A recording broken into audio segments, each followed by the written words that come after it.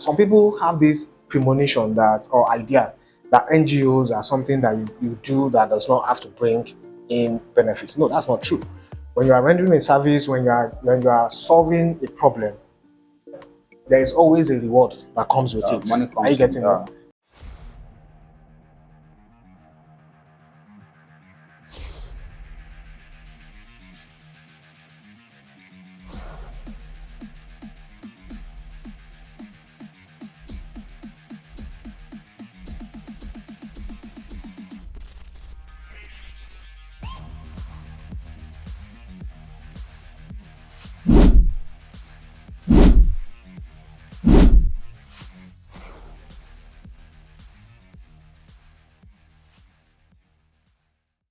Hey guys, welcome back to my YouTube channel.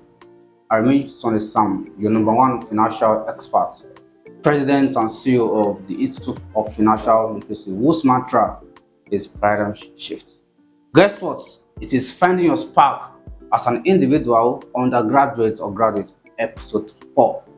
And I am in the studio with a VVIP, very, very important person. I won't be mentioning his name now, but I'll just tell us just a little about him. He was a co-founder of an NGO whose name is Landmark Initiative for Development. He's also a data sales consultant at one of the most famous telecom companies in Africa as a whole. He's also a farmer. Let me put it that way. He's also a farmer, not just a farmer, an educated one who owns, at least the one I know, a 3 acres of land for farming. So his name is Mr. Femi Eseku. So Mr. Femi, thanks for coming to this program. I really appreciate it. It's an opportunity for you to be in this initiative. Thanks so much for coming. Thank you for having me, and I thank your audience for listening in to this auspicious program. Okay, Thank you so I want you to know that it's not an hot seat. The seat is very cool. Just feel comfortable. Of course, I am. Okay, thanks for coming once again, sir. You're welcome. So let's start this way. You all know that the mantra for this program is paradigm shift, which is change your mindset of how something works or is being established. We all know that very well.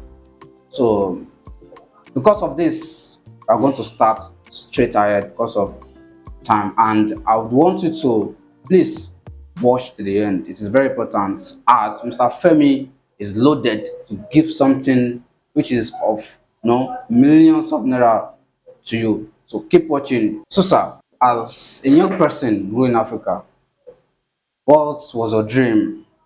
What was your dream growing up, especially in Nigeria? What was your dream as a young person? Okay, thank you very much for the question. You know, the fact is that every young person that has a kind of innovative or independent mindset Okay. have multiple dreams. You Yeah. know, as a young person or as somebody who has passed through some facets and stage in life, you'll agree with me that there are times, probably before, like in our educational system, 633-4, before the 633-4, you know, you have a secondary school stretch in class 1 to 5. Then later it became 63 for 6 years in primary school, 3 years in junior secondary school, and 3 years in senior secondary school. Before you get to a stage where you choose your specific career, there are times you might want to be a pilot, you might want to be a farmer, you might want to be a Anything scientist. comes to your mind. A lot of things will come to your mind, but the one that keeps on being consistent, Okay. will definitely win the day. And it has to do with your core, educational, trajectory. So in my own case, it's not different. I have wanted to become so many things growing up, but in the environment that we are living in Nigeria, you may not be able to spread your wings far and wide. But by and large, like most young people, I wanted to be like my dad, who was a professional, diplomat. Okay. And he was privileged to have served this country in so many countries across the world. So it was one of my passion to become a diplomat, among other things. So that's basically to answer your question. Okay, sir. So I would want to ask, let's put that aside and come back to it. I also want to ask that what tertiary institution do you attend? Okay, that's a very nice one. I attended the prestigious Lagos State University, Okay. the Ojo campus, the main campus, and I gained admission in 1999. Wow, And that's massive. and it's really not massive for me in the sense that I finished my secondary school in 1994. Okay. And incidentally, we just celebrated 30 years of leaving secondary school this last Sunday. Okay. You know, it was a marvelous, gathering of old school students giving back to the school and taking back a lot of learnings. But in our days, in my own days, when I was an adolescent and a youth, so to speak, there was only jam. There are no options that we have today where you can do post jam. The university can set up exams that can help you and all that. So back then, if you don't make your jam in one sitting at a particular cutoff mark or threshold, Okay. it will be difficult for you to gain admission. Exactly. And in between, the kind of society that I grew up in, there were other opportunities to get um, jobs within the KEDA for adolescents and young people. Things were not as bad as it is right now in terms of job, availability. However, it got to a stage where I was almost half a decade away from secondary school before gaining admission in 1999. But eventually, I gained admission to study history and international studies. So despite all the challenges as you just mentioned, your dream was not giving up on tertiary institution. Your dream, like, I want to go to university, I want to go to university. You're able to still gain admission. Yes, like most African parents, if you are not educated or if you don't go to school to a certain level, you definitely haven't impressed them. President, And exactly. not because, in my own case, not because I want to impress my parents, I actually understood the value because I went to a very prestigious school from primary to secondary and all that. I attended Mayflower Junior School, Okay. and the proprietor, late Dr. Taishon Ari, was very much alive. Even after I graduated from secondary school, I attended Ikeno Community High School, and of course, I went on to study history and international studies at the prestigious Lagos State University. So, education has always been instilled in us right from primary school. When Taishon Ari is an educator, he's an educationist, and he preached education for self-reliance, not just the formal education, but also the informal education that enables you to be able to handle life apart from the structured, academic society. All right. Thanks for that piece. Yeah. I also want to ask that as a young person, as an undergraduate, why in your school, why doing school activities, going to class, writing notes, attending to lecturers in and out, and all those things. What has been your Sustenance. yes? How do you cope as an undergraduate in terms of finance? Was it just your parents giving you stipends, paying for your tuition fee, and all that? Well, that's a very great question, and I really like to dwell on this. Probably just spare me. Okay. Now, of course, most of the Gen Z generation today, the Sorosoke and all that, to them, they believe this is the hardest time, Exactly. that Nigeria has ever been. But I can assure you that is not true. Like I remember in 1983, we had what we call the austerity period under the late President Shehu Shagari. In fact, the iconic Afrobeat legend, Fela Anikulapo Kuti, may God bless his soul and rest his soul, he sang about it, austerity, killing, and all that, he sang about it where he insulted or called out the leaders of that time.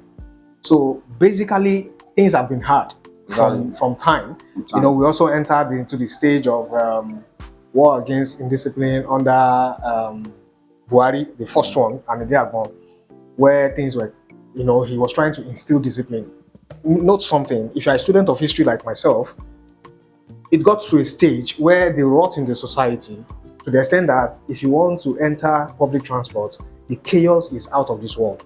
So he had to bring in, you know, there was so much filth, you know, indiscipline and all that. While a lot of people condemned his policy or the execution of his policy, to an extent, the radical introduction of that war against indiscipline kind of reversed, pulled a brake on our spiraling downwards mode, you know, that kind of a thing. So, but to an extent, some of us that are still, conscious as at that point in time, we agree that the military, the best of the military, is even cannot be compared to the worst of civilians. But things were difficult. Now, to answer your questions about, you know, how I was able to sustain myself as an undergraduate, my own training, you know, from secondary school or primary school, secondary school, because my father was a diplomat, and most of the time we were always in boarding school, and it's only when we're on holidays that we travel to whichever country that he was at. So to an extent, we were almost living out the self-reliance mantra of our proprietor then, traditionally. So when I entered the university, of course, the first year, you know, the not necessarily about being rough, to gain admission, to pay your tuition fee, your acceptance fee, to get your accommodation. Of course, the parents have to be there, and I really appreciate and commend my parents, especially my mom, for coming through. But as time went on, you know, you discover that you need to buy books, you need to buy handouts and all that. So a time came where we need to think outside the box. And well, thank God, as at that point in time, there was nothing like Yahoo Yahoo or whatever. So we looked at the opportunities within the school environment. And that led to the formation of the NGO. Now, some people have this premonition that, or idea, that NGOs are something that you do that does not have to bring in benefits. No, that's not true. When you are rendering a service, when you are solving a problem, there is always a reward that comes with it. Money comes. Are you getting it? It is not structured like a normal business, but you are given the opportunity to access some limited level of privilege, you know, either by your sponsors or people, maybe even in the campus, or the companies that are supporting your ideology. Now, in my own days in Lagos State University, LASU, of course, one of the huge challenges and vices that we had was cultism. So we focused on an area where we don't really go, and, you know, in those days, you can't just be calling out. There are so many people that were doing radical attack of cultism, you know, and they become a target. But if you are using a systemic an ideological way, it becomes difficult for them to be able to, you know, put a mark on you. So what we do is that we use intellectualism, seminars, conference, you know, concerts to tackle the social defects that comes with cultism and all that. And it's really, some of your audience that are familiar with my, you know, days in school, who are actually ex-LASU, they can attest to this. You know, so we use different strategies, you know, I would say inviting avatars, you know, to come and speak to us on topical issues that will generate a level of, you know, excitement and consciousness in the students. And definitely those particular opportunities or those programs help us to be able to also sustain some other parts of our, you know, social life and academic and financial, you know, stuff. And as time goes on, as we are discussing, I'll be able to tell you how that consciousness was able to, you know, the conversation was able to help me to set up a business organization of myself with my like-minded partners, you know, along the way. From those seminars, for example, and the program you initiated for the students, who are probably into cultism in order to curb the cultism and to Not attack. only cultism, campus prostitution, exam malpractices, general thuggery in school. It's not people focus on just cultism, but that's not the only vices. Anybody that has passed through university is more or less like a world for young people. It's like their own world. We have a government, we have the student union government, we have the student union parliamentary representatives, we have departmental level. So it's more or less a microcosm of the larger society. So when you go to universities these days, whatever you see that is happening there is a reflection of what is happening in the bigger society. So our NGO then was established to stand against some of these vices.